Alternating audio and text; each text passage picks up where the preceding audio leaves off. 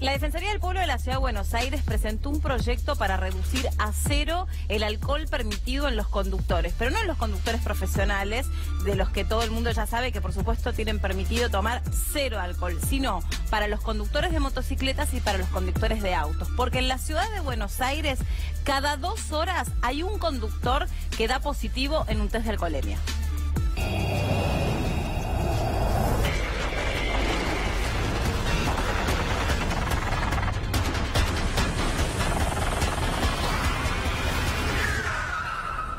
En nuestro caso, nosotros perdimos nuestros hijos por 2 camioneros que habían estado al costado de la ruta en un partido de Boca River bebiendo alcohol.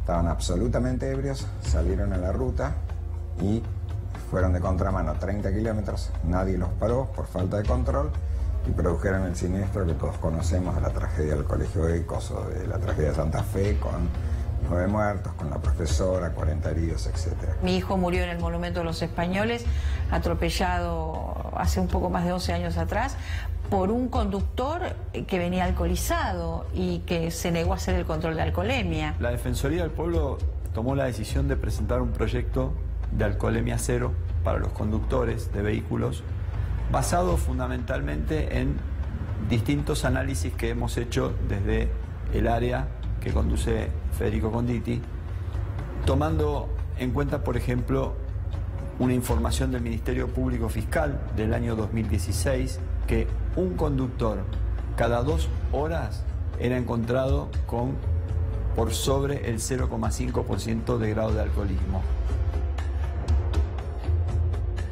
Según ese mismo reporte, el año pasado hubo 9.776 heridos y 66 muertos por siniestros viales en la ciudad de Buenos Aires. Tomar alcohol y conducir está contraindicado desde el sentido común más lato, pero además, obviamente, médicamente y, por supuesto, desde el punto de vista de la ingeniería vial. O sea, es imposible que uno esté con todos sus sentidos si ha tomado alcohol al frente de un volante, así sea una moto, digo, no tiene que ser solamente un auto, camión o colectivo.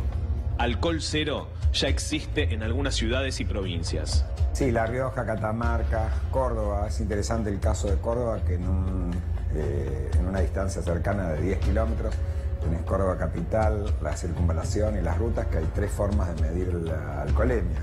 Entonces, obviamente que el alcohol cero o el alcohol y el conducir no van de la mano. Es algo que tiene que ser federal. La intención es cuidarnos, protegernos entre nosotros mismos, vivir mejor, tener responsabilidad.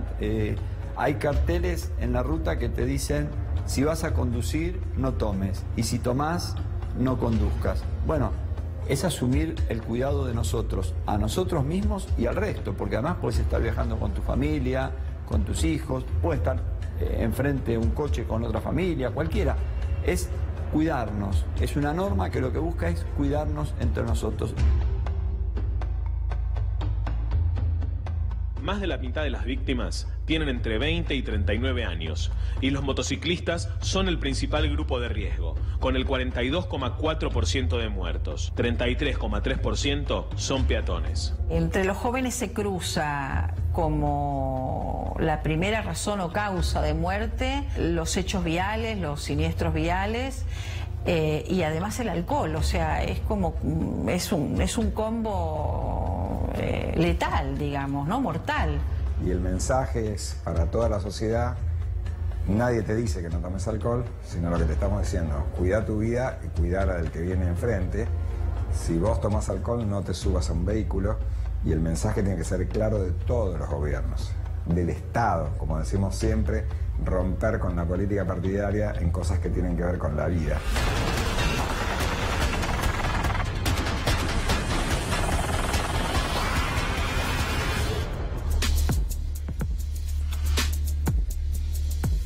Y el ingeniero Gustavo Brambati ya está con nosotros, de CESBI, con la pipeta en la mano. Antes que nada, antes de avanzar un paso, vamos a demostrar que nosotros hacemos este programa de televisión con alcohol cero. Absolutamente. Por si alguien desconfiaba por las risotadas de antes.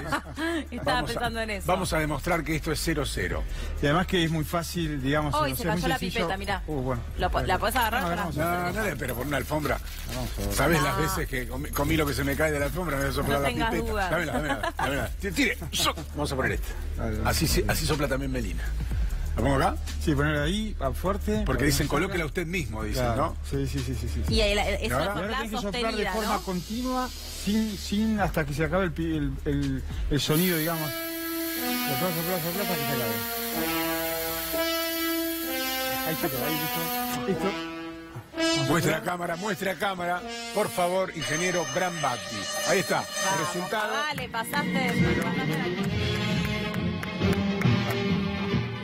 Y aparte les voy a decir algo, no toma alcohol ni dentro del programa ni fuera del programa. Ah, muy bueno, muy bueno. O sea, nosotros, por ejemplo, tomamos todos una cervecería caminando, Favale, sifón de soda. Qué bárbaro, bueno, buenísimo. También debo decir que en su momento, uno en la vida tiene una cota, ¿no? Dicen, bueno, vos podés tomar 70 litros a lo largo de toda tu vida. Sí. Eso lo tomé en menos tiempo. Entonces, por eso lo agoté antes. Sí. Igual el problema no es contra el alcohol, ¿no? Eso quiero que quede claro, sino que es contra las personas que toman alcohol y conducen. Ese es el verdadero problema. Sí, pues yo dije, vamos a la cervecería caminando y volvemos caminando de la cervecería. A ver si se anima usted, señorita. Sí, claro. ¿Ya cambió la pipeta? Pero escuche, yo tomé ensalada con... No, viste que dicen que algunos condimentos pueden incidir. No vengas ahora con esa... Ay, ves que no quiere que sople. No quiere que sople. No vengas con el ingeniero. A ver, colocá la voz. El viejo truco del colectivero del enjuague bucal. No me vengas con esa. Pero no quiere que sople. A ver, para un poco. Ahí.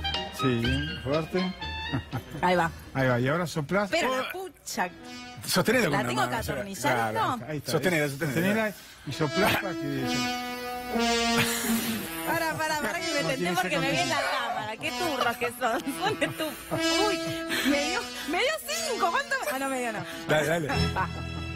Brambati tiene su momento. Se está haciendo la... Vamos. Respirando. Para que se Respirando.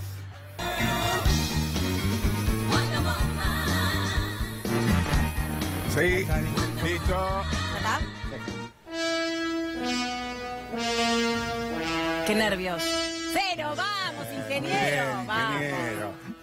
Acá no hay... Ahora sí podemos hablar del Ahora bolsero. Sí. ¡Qué nervios! Estoy como Messi. La apertura moral de quien lo puede hacer.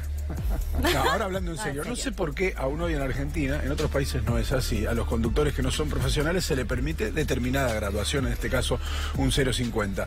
Porque la verdad es que lo ideal es conducir sin alcohol. Sin alcohol. Completamente sobrio. El problema me parece que es que a veces la gente empieza a especular cuánto puedo tomar de alcohol para estar dentro de lo que es el límite legal. Y bueno, eso es un verdadero problema. Nosotros, el proyecto, digamos, de la Defensoría del Pueblo de la Ciudad, nosotros venimos pregonando por el alcohol cero hace ya bastante tiempo, porque creo que genera una norma más que clara, ¿viste? O sea, todos estos proyectos, digamos, de alcoholemias con distintas graduaciones, que incluso los países, a medida que va pasando el tiempo, van bajando y van acercándose cada vez más al cero, pero... A ver, decir a la gente que puede consumir una cierta cantidad de alcohol no deja bien claro cuánto puedes consumir de alcohol. No, y además siempre te dicen, una copa es igual a esto, dos copas, y todos los cuerpos reaccionan distinto, y los cerebros reaccionan distinto ante el estímulo del alcohol. Algunos tardan más en convertirlo en residuo, otros lo mantienen más tiempo en sangre, y obviamente no es igual para todos. No, claro. Incluso en CESBI hicimos pruebas llevando... Con simuladores, ¿no? Sí, y además invitando a personas primero sobrias y después lo invitamos a tomar alcohol, le hacíamos hacer las pruebas sobrias y después con un cierto nivel de alcoholemia por debajo del límite legal, y la verdad que ya se generan distorsiones más importantes. Sí. O sea, los reflejos los perdés. Los perdés, mira, y han participado corredores, modelos, o sea, bueno, un espectro de gente por demás amplio. Aún por debajo del 0,50 ya no rendís igual. Sí, claro que sí, porque tiene un efecto, digamos, importante en la imprecisión de maniobra, en los tiempos de reacción, ¿sí? Que bueno, uno coloca ese umbral, y ese umbral es como un umbral social, es un umbral arbitrario que, digamos, colocan determinados países, por eso no coincide de un país al otro, porque como diciendo, bueno, ¿cuánto vamos a tolerar de alcohol en nuestros conductores? ¿No? Un poco también tiene que ver con, o si es o no productor de alcoholes, de vinos y demás, tiene una cierta influencia, digamos, en ese límite de alcoholemia, pero no tiene nada que ver con lo técnico. Esa es la realidad. Es que si sacás una cuenta que seguramente debe ser así económica, toda esa gente sin nada, en la facturación anual de los boliches Mira, y del que vende tiene que ser importante. La diferencia tiene que ser importante. Yo creo que, mira, el consumo responsable tiene que existir. Yo creo que las marcas cada vez más pregonan un consumo responsable y creo que eso hace al buen negocio. Yo creo que el impacto que genera a veces un siniestro vial cuando se desencadena la noche y cuando es evidente el consumo de bebidas alcohólicas genera un gran desprestigio a las marcas, particularmente, y cada vez más las marcas vos te das cuenta que toman protagonismo en ese sentido. La verdad es que si podés, lo mejor es un taxi. Claro que sí. Si te gusta beber, hay alternativos, claro. Pero si te gusta beber, porque a veces a algunos le gusta beber. Y dice, bueno, ¿y para qué vas en el auto entonces? Sí, algunos yo me pongo de conductor responsable, después se toma un champán, al final no está ninguno seguro. Lo ideal es, si sabés que no podés ser el conductor responsable, decir, muchachos, vamos en taxi. Y algunos bares lo ponen como un combo, digamos, dentro de... No se toma verdadera dimensión de esto que decís vos, ¿no? Que se cancherea mucho. Respecto de, no, a mí esto no me hace nada, no, yo estoy reacostumbrado, no, si yo tomo vino todo el tiempo, si yo tomo cerveza, o a mí una cervecita no me hace nada, y uno tiende a pensar que puede tener el control del alcohol, y es al revés, el alcohol te termina controlando. Sí, tal cual, y bueno, a ver, el consumidor social tiene una tolerancia un poco más importante que otros conductores. Por ejemplo, si tomaste vos alcohol y no tomaste nunca alcohol, obviamente que te va a hacer un efecto inmediato el alcohol, seguramente te va a hacer un efecto inmediato.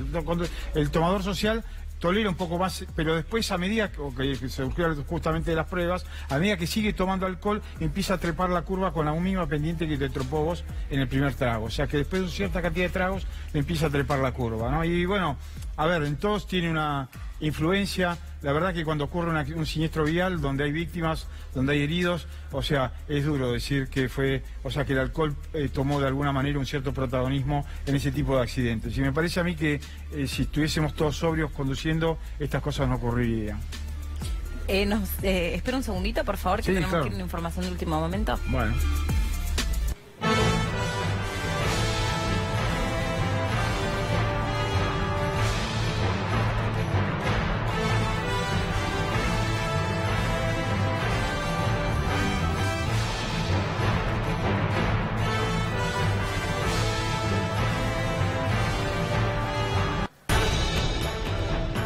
Alerta en C5N.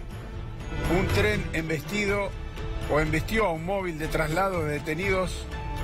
El tren es de la línea San Martín y esa es la imagen que estamos viendo ahora. Esto fue en la localidad de Hurlingham. A esta altura de los acontecimientos confirman un muerto. Insistimos, es un traslado de detenidos que fue embestido por una formación de la línea del San Martín. El lugar es Hurlingham y confirman a esta altura de los acontecimientos un muerto y varios heridos. Estamos buscando precisiones sobre si la unidad de traslado de detenidos era del servicio penitenciario provincial o federal o si se trataba de un traslado policial. Pero hasta ahora tenemos esta información confirmada. Un muerto y varios heridos al ser arrollada esta unidad de traslado. Suele ocurrir, lamentablemente, este tipo de situaciones cuando se traba una barrera o cuando alguien toma la decisión introspectiva y temeraria de adelantarse al paso del tren ya cuando la barrera está baja, algo que seguramente estará sujeto a la investigación, pero generalmente cuando hay una barrera y hay un accidente son las dos posibilidades, ¿no? Si la gente pierde la paciencia muchas veces y hace este tipo de imprudencias, obviamente a veces el tren se demora un poco más por alguna razón de que no tiene señal verde con para circular y la gente empieza a perder la paciencia y se ve con frecuencia esta infracción, ¿no? O esa sensación de haber pasado muchas veces por ese lugar y pensar que de nuevo no tenés la vaca atada y la verdad es que nunca termina siendo así. Sí. Volviendo al tema del proyecto del alcohol cero, hay personas que directamente se oponen, que dicen que, bueno, por ahí en teoría podría ser interesante, pero que va a ser de difícil aplicación. ¿Por qué?